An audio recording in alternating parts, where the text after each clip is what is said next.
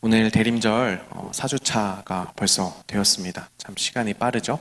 시간이 참 빠르고 이제 딱 오늘이 제가 성악대 교회에 부임하고 1년 딱 지나고 그 2주째 되는 그런 날이에요.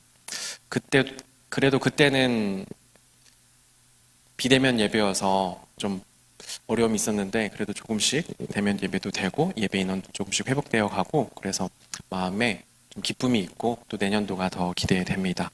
오늘 말씀 나누도록 하겠습니다.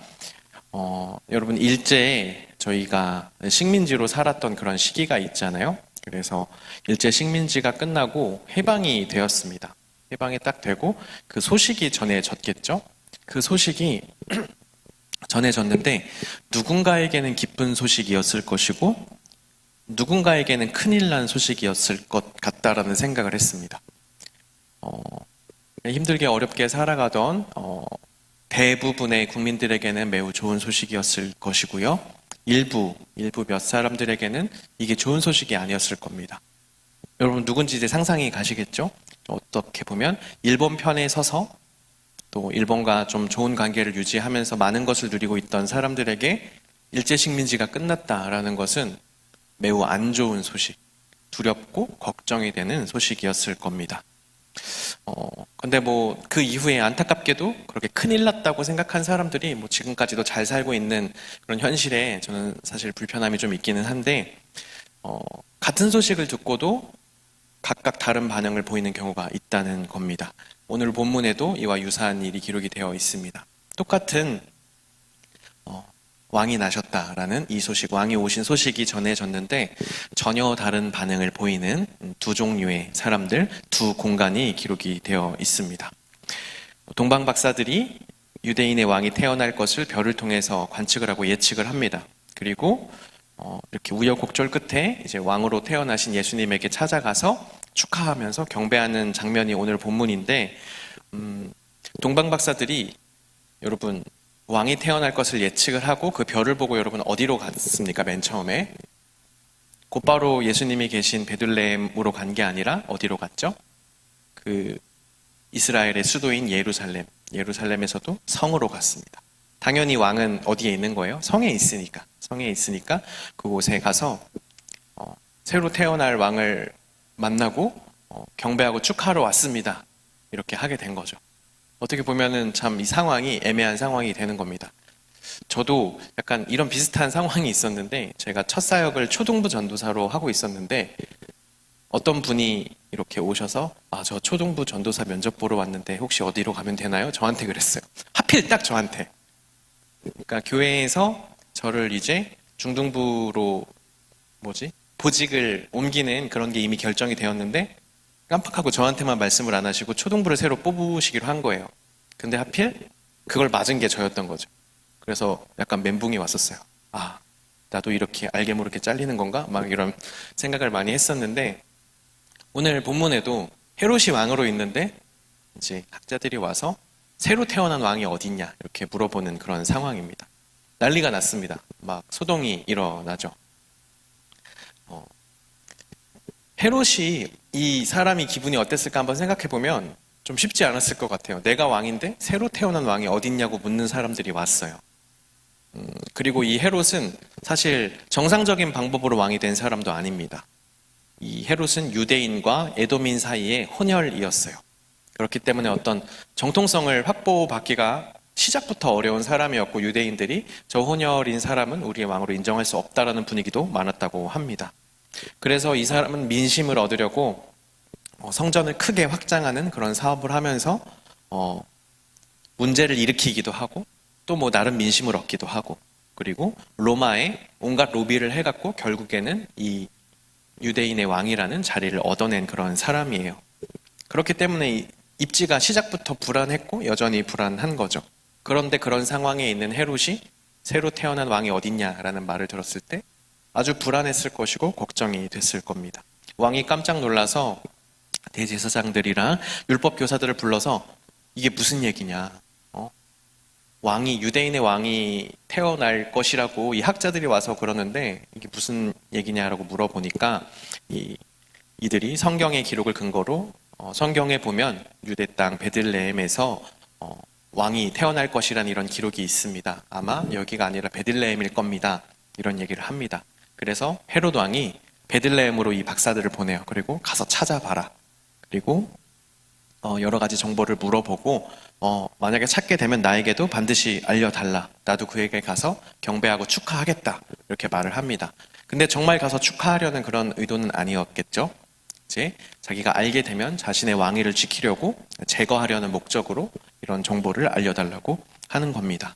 동방에서 보았던 그 별을 동방 박사들이 다시 발견합니다. 그리고 따라가서 아기 예수님을 만나고 예물을 드리고 기뻐하고 경배하고 축하했다라는 이런 내용이 오늘의 본문이에요.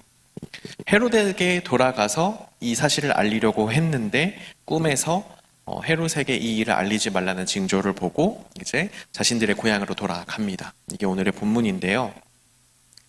두 공간이 있어요. 두 공간이 있고 두 종류의 사람들이 나옵니다. 한번 이 차이를 한번 나눠 봤으면 좋겠는데요. 첫 번째 공간은 이 나라의 수도 예루살렘입니다. 소동이 난 곳이죠.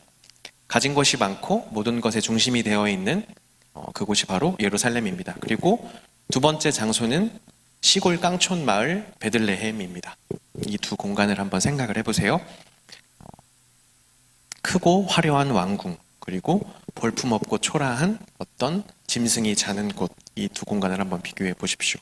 그리고 사람들, 예루살렘 왕궁에 사는 헤롯 왕, 제사장, 율법교사, 서기관, 이 사람들, 그리고 깡촌 시골 마을에 사는 사람들, 그리고 멀리서 찾아온 목자들, 동방 박사들, 이런 사람들을 한번 비교해 보세요.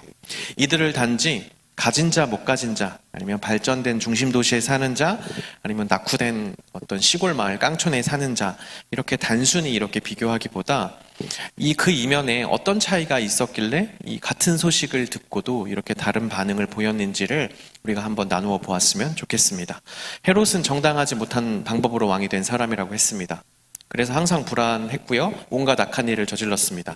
성경에 기록되어 있지 않지만 역사 자료를 보면 자신의 왕위 때문에 불안함을 많이 가지고 있었고, 그래서 이 사람이 자기의 세 아들을 죽여요.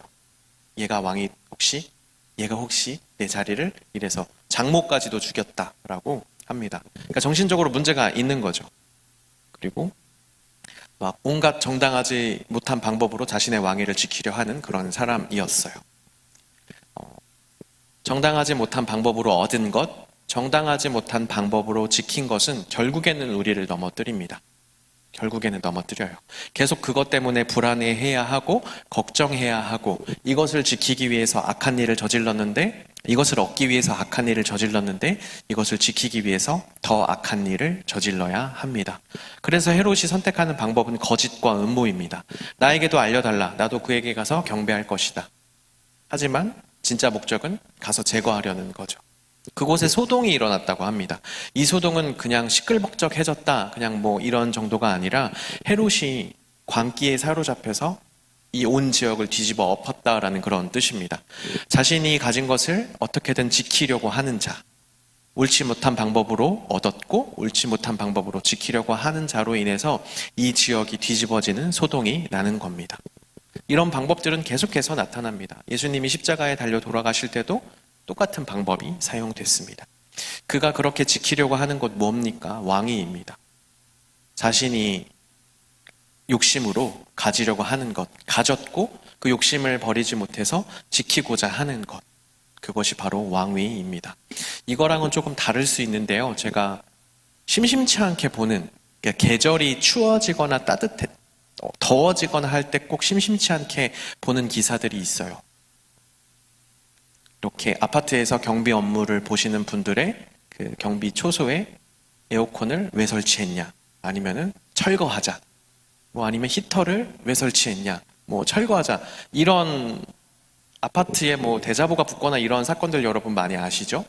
제가 그거를 보면서 참 그런 생각을 합니다. 이런 일을 하는 사람이 사실 엄청나게 악한 소수가 아니거든요. 대부분의 사람들이, 대부분이라고는 안 할게요. 어떤 사람들은 그것에 공감을 해요. 나도 집에서 그렇게 에어컨 빵빵하게 안 켜고 다니는데 그렇게 뭐 해도 되나? 뭐 이런 얘기를 한단 말이죠. 그분들이 이렇게 거기서 에어컨 24시간 돌리고 뭐 히터 24시간 돌리면 그 요금을 결국엔 다 우리가 내는 거 아니냐? 뭐 이런 얘기들을 하는 사람이 적지 않다는 거예요.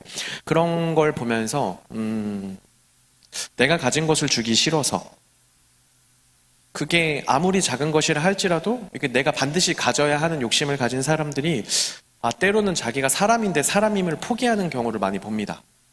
이거를 가지기 위해서 사실 그 분들이 거기서 에어컨을 24시간 아무리 돌려봤자, 히터를 막 아무리 돌려봤자 한 계절이고, 그리고 자기가 그 돈을 다 내주는 것도 아니고 그 아파트에 사는 수많은 사람들이 같이 내주는 거잖아요. 정말 어떻게 보면은 아무런 고민 없이 당연하게 해줄 수 있는 일인데 그거 조금을 반드시 자기가 가지려고 사람임을 포기하는 사람들이 있구나, 그런 생각이 들었어요. 그 사람의 삶에 평안이 있을까요? 그거 하나를 못 해주는 사람의 삶에. 그거 말고도 많겠죠. 난 이것도 가져야 돼, 이것도 가져야 돼, 이것도 난 지켜야 돼, 이런 삶을 살아가고 있을 겁니다. 평안이 없겠죠. 계속해서 내가 가진 것을 지키기 위해 다른 사람들을 힘들게 하고 어렵게 하고, 정작 그렇게 지키려고 하지만 만족은 없고 평안이 없는 겁니다. 말과 행동은 참 신기해서 다른 사람에게 악한 일과 악한 행동을 하면 그 악이 나에게도 영향을 미칩니다. 뭐 이 사람이 나에게 복수한다는 그런 의미가 아니라 내가 이 사람에게 악한 일을 해요. 그럼 그것도 하나의 힘이 생겨서 나에게 안 좋은 영향을 미칩니다. 다른 사람에게 악한 방법을 행하거나 악한 일을 해서 얻은 것, 그렇게 지켜가는 것은 결국에는 나를 아프게 하고 나를 넘어뜨리는 것이 됩니다. 선한 결과를 누릴 수가 없는 겁니다. 헤롯은 그런 사람이었습니다. 가진 게 참 많은 사람이죠. 사실 오늘 본문에 나오는 그 누구보다 많은 것을 가진 사람이 헤롯 아닙니까? 그런데 자기가 가진 것을 지키려고 온갖 악한 방법을 다 하는 사람입니다. 그런 사람 헤롯, 그리고 그런 분위기를 자아내고 있는 예루살렘, 소동이 일어난 예루살렘, 이 사람과 이 공간을 한번 생각해 보시고 동일한 소식이 전해진 이제 다른 곳 베들레헴을 한번 볼게요. 베들레헴이라는 이 이름, 이 지명은 사실 약간 베이커리가 생각나는 떡 굽는, 빵 굽는 동네라는 그런 뜻입니다. 떡집, 빵집이라는 그런 뜻을 가지고 있어요. 워낙 높은 지대에 있기 때문에 사람들이 막 이렇게 어딘가를 향해 가다가 여기서 잠깐 멈춰서 식량을 사고 갔다, 떡을 사고 갔다라는 이런 역사적 배경이 있어서 떡집이다, 빵집이다라는 베들레헴이라는 그런 이름이 붙어 있는 곳입니다. 지형이 높은 곳에 있어서 잘 찾지 않는 곳이래요. 그냥 지나가다가 식량 조금 사가는 곳, 그런 곳이라고 합니다. 여행객들이나 순례자들이 잠깐 머물렀다 가는 곳, 경제가 발전하지 않고 낙후된 곳, 사람들의 왕래가 그다지 많지 않은 곳, 이렇게 표현을 하는 사람도 봤어요. 태어났기에 그냥 그곳에서 사는 곳, 이런 곳이 바로 베들레헴입니다. 이곳에 왕이 태어난다는 소식이 전해졌습니다. 그리고 실제로 그곳에 아기 예수님이 태어나셨습니다. 많은 것을 가지고 많은 것을 누리고 있는 예루살렘과 왕궁에서는 자기가 가진 것을 지키기 위해 소동이 일어났어요. 그런데 가진 것 없고 낙후됐지만 그 낙후된 이 동네에서 힘들게 살아가는 사람들에게 왕이 나셨다라는 소식이 전해졌을 때 어떤 그런 안 좋은 소동이 일어난 게 아니라 기뻐했고 경배했고 먼 곳에서 찾아와서 예물을 드리는 사람들이 있었습니다. 그리고 제가 꼭 기억했으면 하는 것은 환대가 있었다는 사실을 우리가 기억했으면 좋겠습니다. 여러분, 이런 아마 이미지가 머릿속에 있으실 텐데, 마리아와 요셉이 곧 태어날 것 같은 이 아기를 어떻게 하지 이렇게 불안해하다가 우리 재워주세요 하는데 안 됩니다 다 매몰차게 거절하고, 그러면 이 짐승들 자는 마국간에서라도 이렇게 자라고, 그렇게 해서 거기서 태어난 그런 이미지가 있을 텐데, 저도 그렇게 알아왔고, 근데 제가 얼마 전에 책을 한 권 읽었는데 그 책의 이름은 중동의 눈으로 본 예수라는 책이에요. 이분은 그 지역에서 태어났고 그 지역에서 실제로 그 문화 속에서 산 신학자입니다. 여러분, 그런 거 아시죠? 옛날에 가옥이, 옛날의 집 구조가 조금 발전하고 전기도 들어오지만 현대에까지 되게 비슷한 형태로 유지되는 그런 거 아시죠? 우리나라도 마찬가지고. 이 사람이 이렇게 말을 해요. 내가 이 지역에서 태어났고 이런 성경을 볼 때 여기는 그냥 우리가 일반적으로 생각하는 그냥 짐승이 사는 그냥 축사 그런 곳은 아니다. 축사 그런 곳이 아니다. 부자들은 정말 따로 마구간을 가지고 있었고 딱 짐승만 사는 곳이었을 수 있지만 이것을 받아들인 사람은 가난한 사람이었고, 가난한 사람들은 자기들이 자는 방이 있고 약간 생활 공간이 짐승과 함께 겹쳐 있는, 그러니까 손님을 맞이하는 방인데 사실 거긴 짐승도 같이 키우는 그런 공간이었을 것이다. 우리가 사는 지역에는 여전히 그런 공간이 있다라는 얘기를 하는 걸 봤어요.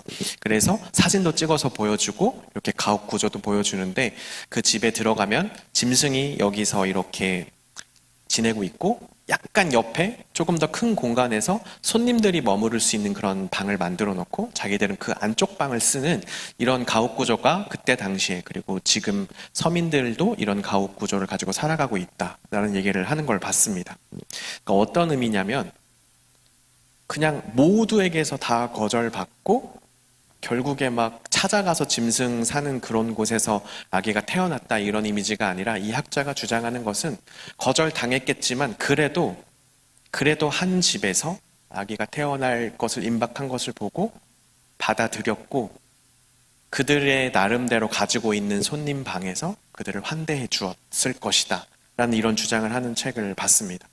자, 이런 걸 보면서 그동안 가지고 있었던 이미지가 다 깨지면서 어느 게 맞다, 그르다라고 할 수는 없을 것 같아요. 근데 이 본문 전체를 보면서 이런 생각을 했습니다.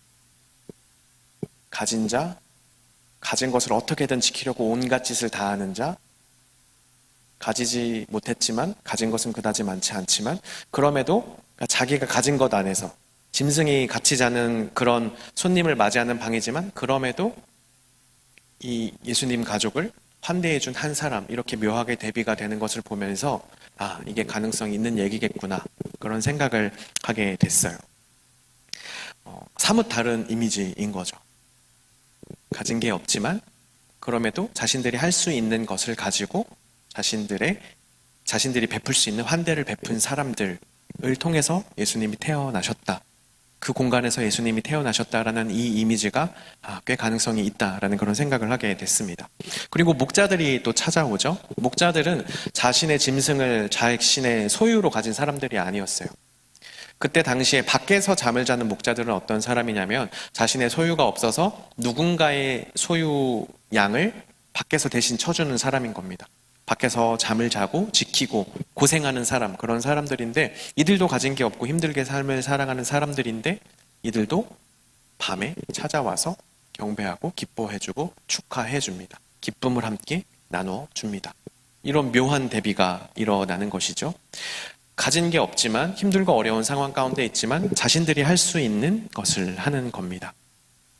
환경과 상관없이, 가진 것과 상관없이 자신이 할 수 있는 환대를 베푸는 사람들, 이 사람들이 왕이 오신 소식에 기뻐하는 사람들이었습니다. 기뻐할 수 있는 사람들이었습니다. 반대로 가진 게 정말 많지만 남들보다 누리고 있는 것도 많지만 이 사람들은 왕이 오신 소식에 기뻐할 수가 없는 거죠. 그 이유가 뭘까라고 생각을 해봤더니 스스로 왕이 되려고 하기 때문에, 내가 주인이 되어야 하기 때문에 또 다른 왕이 오는 것을 용납할 수가 없는 겁니다. 그것을 오늘날로 한번 가져와 봤더니 이런 마음이 들더라고요. 내 인생의 주인이 내가 되려고 하는 자, 내가 꼭 쥐려고 하는 자, 내가 왕이 되려고 하는 자, 내가 모든 것을 다 쥐락펴락 하고자 하는 자, 그런 사람은 왕이 오신 소식에 결코 기뻐할 수 없겠구나. 나는 지금 어떤 마음인가? 내 인생을 내가 쥐락펴락 하고자 하지 않는가? 내 인생의 왕이 내가 되려고 하고자 하지 않는가? 이런 고민을 하게 되었습니다. 왕이 오신 소식이 스스로 왕이 되어 살아가는 사람들에게는 너무나 안 좋은 소식, 불안한 소식, 두려움의 소식이지만 자신이 가진 것은 별로 없지만 누군가에게 환대를 베풀고 자기가 가진 것으로 나눌 줄 알고 베풀 줄 아는 사람들에게는 왕이 오신 소식이 기쁜 소식, 평화의 소식이 되는 겁니다. 이 기쁨이 가득했다라는 그런 내용이 있습니다. 이 기쁨이라는 것은 겉모습을 뛰어넘습니다. 외모를 뛰어넘어요. 외모라는 것은 제가 저번에 한번 설명했는데 그냥 단순히 생김새를 의미하지 않고 본질을 보지 못하고 속여 넘길 수 있는 것, 그런 것들 다 외모라고 했는데, 이 동방 박사들이 세상의 통념을 따라서 처음에 간 곳이 왕궁이었습니다. 왕궁에 갔다가 그 다음에 온 것이 시골 깡촌 마을, 사람들이 잘 찾지 않는 곳 베들레헴의 한 가난한 집에 짐승이 같이 머무는 손님 방이었어요. 그곳에 갔을 때 동방 박사들이 그냥 이거 아닌 것 같아. 아기가 태어났지만 이거는 아무래도 아닌 것 같아. 이렇게 생각하지는 않았습니다. 생각하지 않았어요. 외모에 속아 넘어가지 않았기 때문입니다. 정말 중요한 것이 무엇인지 알았고 본질을 볼 수 있었기 때문에 그런 모든 것을 다 뛰어넘어서 기쁨을 나눌 수 있었습니다. 베들레헴의 초라한 하층민의 집, 너무나 평범해 보이는 그 외모에 마음을 빼앗기지 않고 왕에게 바치는 예물인 황금과 유향과 모략을 준비해서 드렸습니다. 여러분, 우리 삶이 베들레헴 같을 때가 있습니다. 내가 가진 것도 없고 사람들이 찾아와 주지도 않고 그런 삶처럼 느껴질 때가 있어요. 내 삶이. 저도 그런 경험을 많이 한 적이 있습니다. 한때 막 활발하게 활동도 하고 너무나 바쁘게 그렇게 지내던 시기도 있었는데 어느 순간에는 나도 나가기도 싫고 나 그냥 내 모습이 부끄럽고 그리고 그렇다고 다른 사람들이 내 삶에 찾아와 주지도 않는 그런 어떤 누구나 한 번쯤은 겪게 되는 두 번, 세 번 겪기도 하는 그런 인생의 어떤 시기들이 있어요. 베들레헴 같은 그런 시기를 겪기도 합니다. 너무나 괴롭고 힘들죠. 그런데 그곳에서 내가 가진 것이 없다 할지라도 내가 누리고 있는 것이 없다 할지라도 그럼에도 내가 가지고 있는 그 작은 것 하나, 그것 하나로 누군가에게 환대를 베푸는 삶을 살아갈 때 나에게 왕이 오신 소식은 기쁜 소식이 될 수 있는 것이구나. 내가 그런 삶을 살아야 하는 거구나. 그런 생각을 이 본문을 가지고 묵상을 하면서 하게 된 것입니다. 한번 비교해 보세요. 예루살렘에는 예수님이 없습니다. 자신이 왕이 되고자 하는 사람들, 그리고 헤롯에게 붙어서 권력을 유지하고자 하는 사람들에게는 계속해서 불안함, 두려움, 암투와 시기 막 이런 것들이 있지만 가진 것 없고 그닥 큰 소동도 안 일어나고 서로 가진 것이 별로 없기 때문에 그런 가진 것 때문에 문제가 별로 안 일어나는 이 베들레헴, 하층민의 집, 이곳에는 기쁨과 즐거움, 경배와 찬양이 가득했던 겁니다. 예수님께서는 이 세상에 내가 다 왕이다. 내가 다 왕이다. 내가 왕이 되고자 한다. 이런 세상에 평화의 왕으로 오셨다라고 기록합니다. 누가복음 2장 14절에 보면 더없이 높은 곳에서는 하나님께 영광이요 땅에서는 주님께서 좋아하시는 사람들에게 평화로다. 평화의 왕으로 오셨다라고 합니다. 이 평화라는 것은 무엇이겠습니까? 내가 가진 것을 지킴으로써 얻을 수 있는 평화. 내가 이것을 가지기 위해서 계속 고군분투하고 그런 식으로 얻어지는 평화가 아니라 가진 것은 별로 없지만 내 삶이 지금 비록 베들레헴 같지만 내가 가진 것으로 크고 작은 환대를 베풀 때 그 안에 예수님께서 왕으로 오시고 그들에게 평화를 전해 주신다라는 것입니다. 다음 주면 성탄절인데요. 우리가 23일 저녁에 우리 서울 성로원 친구들에게 선물을 전달하러 갑니다. 제가 계속 그 생각이 나는 거예요. 25일이 성탄절이고 그들 중에 한 3, 4명은 이제 그곳을 독립을 해서 떠나야 된다는 그 한 4, 5일 되는 그 시간차가 너무나 계속 신경이 쓰이더라고요. 그 서울 성로원 분들과 제가 대화를 나누다가 알았던 사실 중에 하나가 거기는 중간 입소하는 애들이 거의 없대요. 그러니까 뭐 어쩌다 한 명이래요. 그러니까 아기 때 버려지고 서울 성로원에 들어와서 근데 거기서 쭉 자란 애들이 거의 95% 이상 그렇대요. 그 아이들에게 거기는 전부죠. 평생이죠.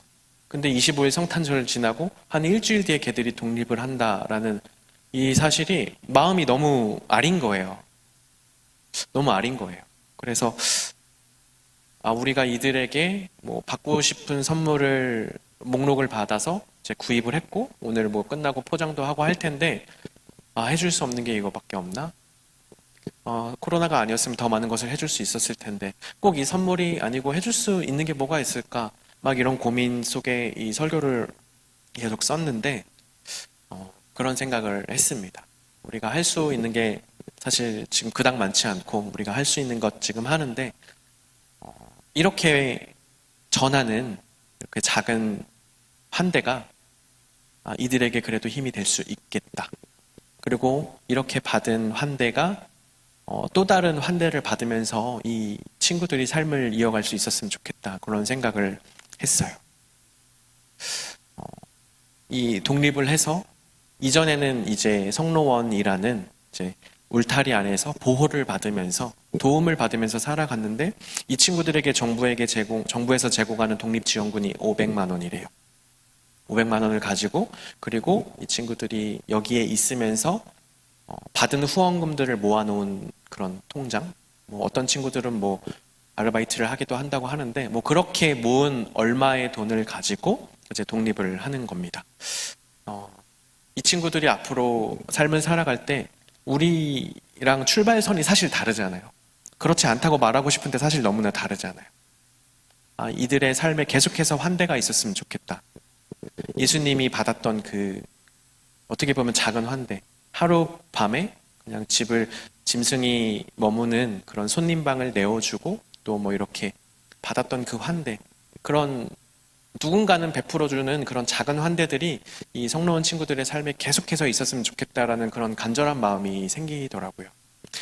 그리고 우리 청년들도 사실 우리가 가진 게 지금 별로 없다고 다들 생각하시지 않나요? 나는 가진 게 너무 많아서 주님의 은혜가 넘치고 넘친다. 항상 이런 생각을 하시진 않잖아요. 우리가 항상 부족하다고 느끼고 가진 게 없다고 느끼고 내 환경이 너무 힘들다고 느끼는데 그렇지만 그럼에도 내가 가진 것으로 내게 허락된 것으로 내가 베풀 수 있는 내가 전할 수 있는 작은 환대를 베풀면서 살 때 내가 그런 삶을 살 때 정말 기쁜 소식을 기쁘게 받아들일 수 있는 그런 사람이 되겠구나 그런 생각을 했습니다. 여러분 소식은 누구에게나 동일하게 전해집니다. 누구에게나 동일하게 전해져요. 다만 내가 어떤 삶을 살고 있느냐 어떤 마음으로 살고 있느냐에 따라서 그 소식이 정말 끔찍한 소식이 되기도 하고 너무나 기쁘고 즐거운 복된 소식이 되기도 하는 겁니다. 여러분 이제 이번 주네요. 이번 주면 성탄절이 되는데 내가 지금 어떤 삶을 살고 있는지 나는 내가 가진 작은 것 하나 아니면 내가 누리고 있는 것들로 환대를 베풀며 환대를 나누며 살고 있는지 아니면 내가 가진 것 이걸 어떻게든 지켜보려고 애쓰고 노력하고 막 고군분투하고 집착하고 그런 삶을 살고 있는지 한번 우리가 돌이켜 보았으면 좋겠습니다. 예수님께서 그런 작은 환대를 받으면서 태어나셨고 이 세상에 구원이라는 은혜라는 십자가라는 어디서도 줄 수 없는 환대를 주시고 그리고 다시 오겠다고 약속하신 것입니다. 여러분 이 예수님을 우리 마음속에 모시고 왕으로서 모시고 여러분이 누리고 있는 것들을 나누면서 그런 작은 환대를 베풀면서 살아갈 수 있는 우리 모든 청년들 되었으면 좋겠습니다. 함께 왕이 나셨다라는 찬양 부르시면서 우리 함께 또 결단하며 나아가는 시간 되었으면 좋겠습니다.